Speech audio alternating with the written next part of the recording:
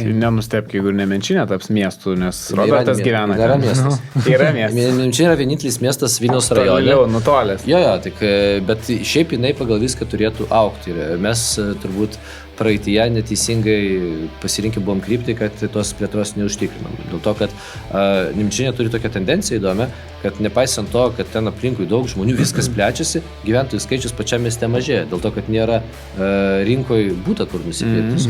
Ir mes dabar jau bandom tai padaryti ir ateityje galbūt ir siūlyti stumtas teritorijas, nes pakraščiai kaimiškoji seniai statosi, o čia nėra to, bet tai mano nuomonė mieste iššūkis yra pas mus būtent daugiabučių statybos. Tos pačios Grigiškės, ar ne, kur atrodo, kas ten per daug gali gyventi, daugiausia vyresni žmonės galbūt ir panašiai, bet ten būtai kažkokie tai pakankamai greitai parsiduoda, nes vidinė rinka jų yra, o pasiūla ribota, ta prasme, tai Taip. galimai, kad nauji projektai kažkokie irgi turėtų pasisekimą. Tai va, tai mes vizijas turim net ir jau pasibraižę, kaip kas turėtų atrodyti ir tikrai labai didelis traukos centras, manau, taptų ir tas mūsų sporto centras, kurį planuojame daryti ir ten harmoningai viską kartu paleisti.